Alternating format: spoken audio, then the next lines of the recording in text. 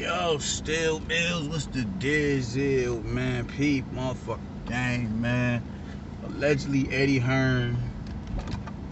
They came to an agreement with Alexander Usyk, and they looking to line it up for September, man. That's what the fuck I'm talking about. That's what the fuck I'm talking about, man.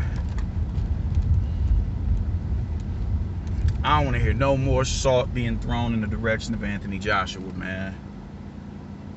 I don't want to hear nothing else. This dude is taking challenge after challenge consecutively, and he ain't getting no love for it, man. I'm about to be like my man Two Hands and just start blocking niggas who got anything to say negative about Anthony Joshua when he's showing and he's proving. Stop throwing salt on this nigga, man. Stop doing it. It's unwarranted. You dig? He's the only nigga achieving greatness in that division, and he's trying to do so.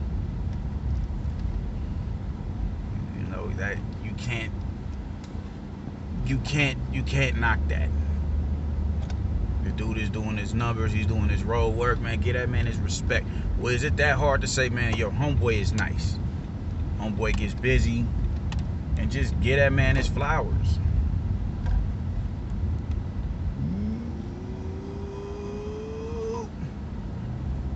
Yeah, that nigga gets flowers. Why is that so hard to do? That nigga gets busy, man. But nonetheless, yeah, salute to Anthony Joshua and salute to Eddie Hearn for getting that shit lined up properly. Oh, and locking the fight day in for September through all the goofy shit that's been going on the past 2 or 3 weeks in regards to them. Salute to them. But yo, I want to talk about Shakur Stevenson, man. I didn't get to watch the fight last night, but I'm hearing a lot about it. I'm hearing a lot of people got a lot to say about it, and it was a snooze fest and everything. My thing is this, man. You got to know what it is. You got to know what you're getting out of a fighter that shit. This is why it's important to follow the sport, because despite these cats fighting and being fighters, not everybody is blessed with punching power. Everybody isn't, you know, Teddy Atlas said it best. Punchers are born. You dig? Not everybody is blessed with the ability to have dynamite in their fists. So you're not gonna get knockouts with certain fighters, man. And that's what a lot of these Negroes who follow the sport, that's where they fuck up at. Because they don't follow the sport, they just expect every fight to end in a knockout. And when it doesn't end in a knockout, it's an underwhelming fight. And that pisses me off. Or when someone gets clipped with a good shot, like Devin Haney did in his last fight. Oh man, he fooled and this and that and the third. He ain't that night. Man, shut the fuck up.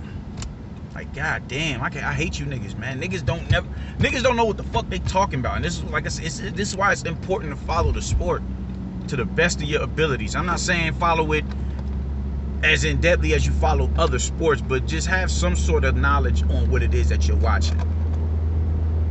Shakur Stevenson and Devin Haney, those are not punchers. Those are pure boxers. And if a nigga can, if you go on 1 to 12 and someone is barely landing jabs on you, that is a testament to your great, your defensive prowess.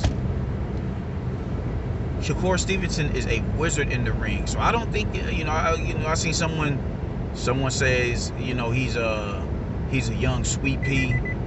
I wouldn't make the comparison as of yet. Even with Floyd, I said, I think he could be the best defensive fighter since Floyd. He's showing just incredibly sharp reflexes defensively. So but you see it early on. You're like, all right, cool. Let's see how his career progresses. When he really gets in there, when he steps in there with some bigger, with some motherfuckers that's gonna force him to fight back. Can his defense awareness still, can his offensive output match his defensive capabilities? So what I'm seeing defensively, I'm not mad at the comparisons of him and Sweepy. I made a comparison of him and Floyd. I just want to see him in there with live bodies. I want to see him in there with Oscar Valdez. Miguel Burchell would be a good gauge as well. I wouldn't be mad at him and Burchell. because, you know, Berchelt, despite what happened to him, he comes to fight. You know, you're going to have to really be on your P's and Q's to stay out of his range. But I think he'll run circles around Berchelt, despite, you know, after what I saw last time. The one that really worries me is Oscar Valdez. Oscar Valdez worries me. But nonetheless, that's besides the point. Y'all got to stop with the dumb shit, man. The kid, I mean, just... You're not gonna get a knockout. You're not gonna get a Leo Santa Cruz and Abner Mares where it's just action-packed fighting from start to finish. You're not gonna get that with every match. Sometimes it's just good to sit back and really appreciate the fucking sweet science without jumping to conclusions, without jumping to, oh man, get the, oh, it's a snooze fest. You know, maybe it was, man. I don't know. But me, you dig, like, when, you know, I enjoyed the Floyd versus Manny fight, and everybody hated that fight. I love the sweet science. What do you want me to say? I love the sweet science. So when you talk about Shakur Stevenson, man, you got to know what you're getting. When you talk about Devin Haney, you got to know what you're getting. You dig what I'm saying? You got to know what you're getting yourself into, and don't make certain predictions in regards to them when you don't, because if they don't rise to the occasion of your prediction, you're gonna have something stupid to say. You're not getting just don't expect a knockout with Haney and fucking Shakur Stevenson. Don't expect a knockout. Just expect a boxing clinic. Expect that. Because that's what's to be expected. Everybody's not gonna knock. You're not gonna. Even a power puncher isn't gonna knock everybody out. You gotta go. You know, getting rounds in is important. And what he's doing now, he's getting round. You know, just those rounds count. Those rounds matter. They matter. Every time he goes 12 rounds, man, that's 12 rounds worth of experience. That's 12 rounds of different looks and different ways to set up a particular shot, different ways of how he's throwing the jab, different way of lead punches. Different lead punches being thrown at him, man. So he's just sharpening his tools every round. Every time dude goes on the offensive, he's sharpening his tools. So the only thing he has to do is get comfortable offensively. If he gets comfortable offensively, and if he gets as comfortable offensively as he is defensively, he's going to be a problem. And you might see more knockouts from him. You might see more knockouts from him.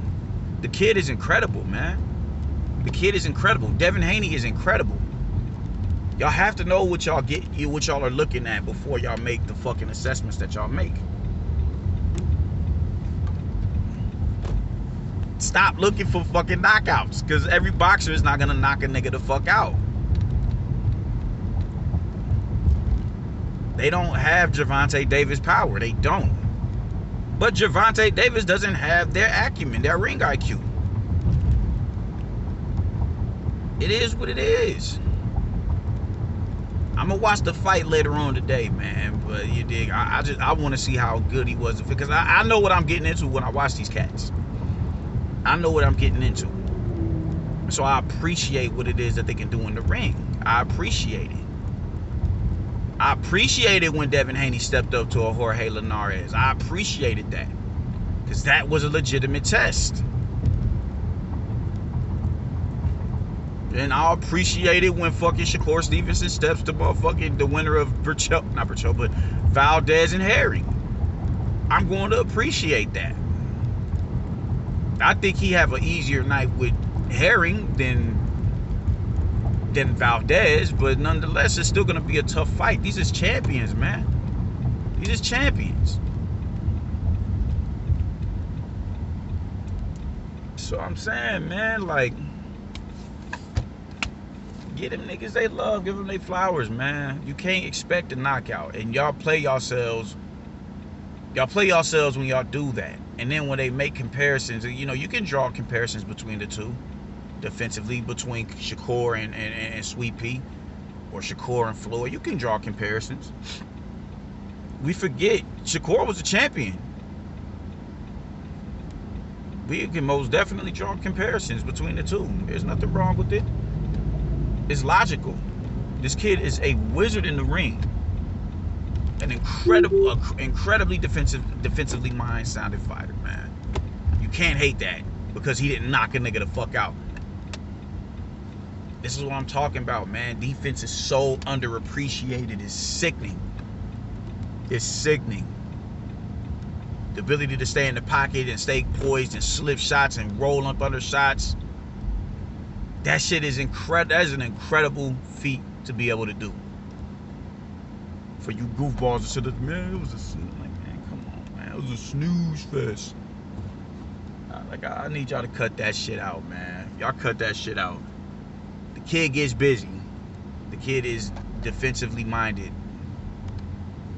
Maybe a more defensively minded than we'd like, but he's also still a pup. He's young. He's very young. He's very young. So as he ages and he's able to match he's able to slightly up his offensive output to enhance and complement his defense that much more. You talking about a future pound for pound fighter. So get the fuck out of here, man. Fuck that shit you niggas is talking about, man. That kid gets busy. I'm gonna watch the fight today so I can have a better analysis of it. But I just been seeing what people have been saying about it, and the shit bothers me. And you know, I don't like it, because when I first heard about the fight, I was under the auspices that he lost the fight and it was a close out, or it was a close, competitive fight, and he just dropped the ball. That's not what I'm hearing. I'm hearing he pitched a shutout. And niggas just so unappreciative of the sport that he fucking